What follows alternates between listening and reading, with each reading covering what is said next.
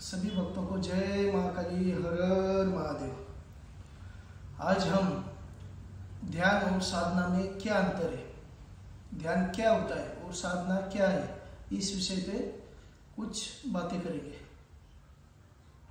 हम जो भी ये बता रहे हैं ये स्वयं खुद का अनुभव है, ना कि कोई ग्रंथ या किताब पढ़ के हम आपको ज्ञान नहीं दे रहे। ये बस हमारा स्वयं का जो अनुभव है आज तक का, वो आपसे शेयर करें। देखो, एक समय था हमें ध्यान क्या होता है, साधना क्या होती है, ये बहुत मन में जिज्ञासा थी। क्या होता है, कैसे होता है। हम गुरुजी से, हमारे जो गुरुजी थे उनसे कहते थे क्या होता है, ध्यान में भी इतनी ऊर्जा होती है जो साधना में भी होती है, तो हम क्या करें, साधना करें या ध्यान करें।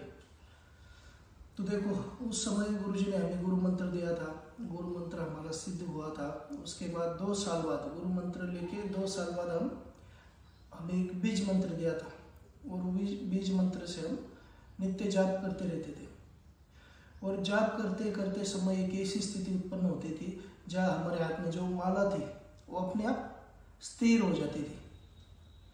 और एक मन में ऐसा विचार आता था कि अभी कोई दिमाग एक पूरी तरह से बंद हो जाता है, ना कोई विचार अंदर प्रवेश करते हैं, ना कोई मन में अन्य विचार की ये होती है, शांत हो जाता है सब।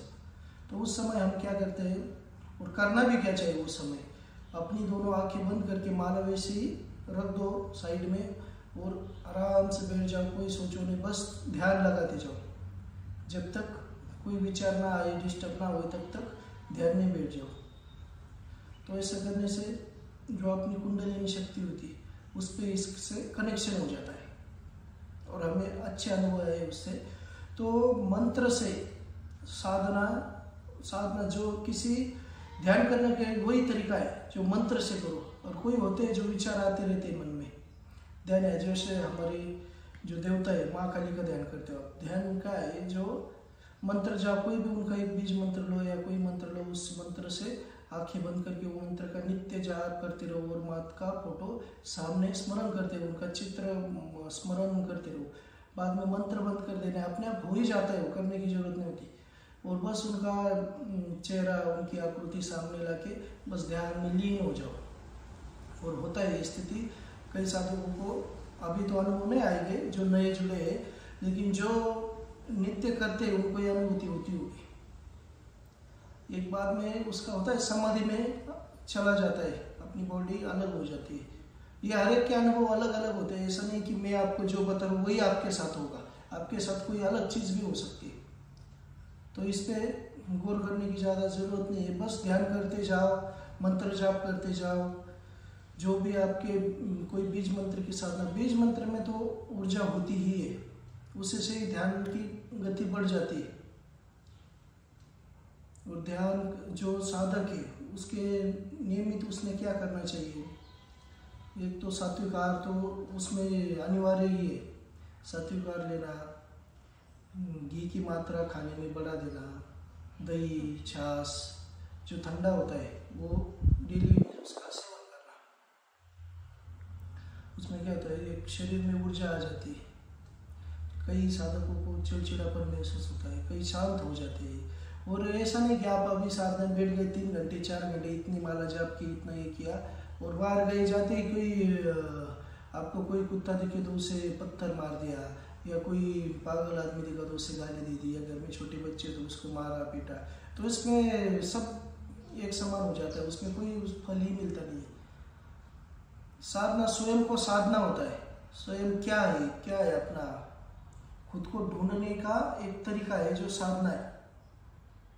आत्मा से परमात्मा तक जाने की एक खोज है, वो जो एक जान सके। है समुद्र है, उसमें से हमारे पास तो एक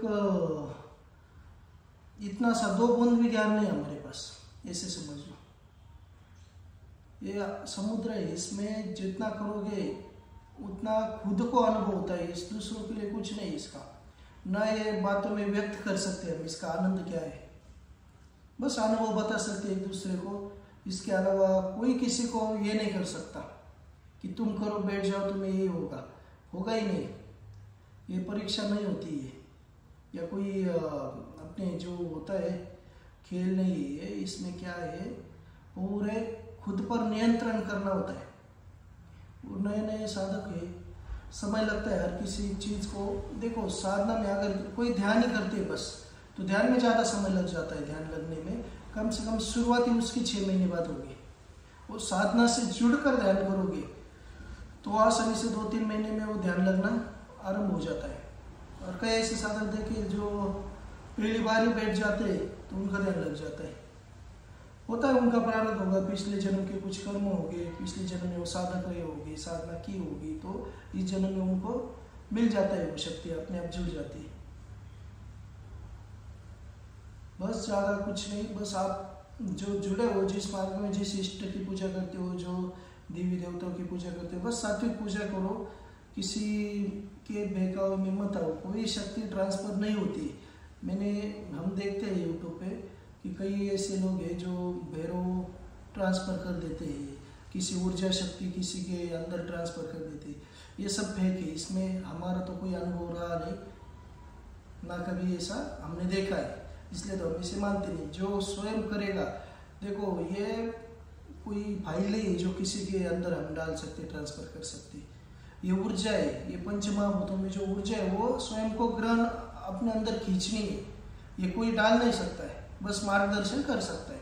ये स्वयं खुद को खींचना है। इसमें पंचमहाभूतों से जल, वायु, आकाश, पृथ्वी, पाताल, इनमें हमें खींचना है। अब इनके एक तत्व है, हमारा शरीर पंचमहाभूतों से बना है, इसलिए जो साधक है वो 5 मुखी रुद्राक्ष धारण करते और करना भी चाहिए। जो 5 मुखी रुद्राक्ष होता है उसका भी महत्व साधक के लिए अच्छा ही है।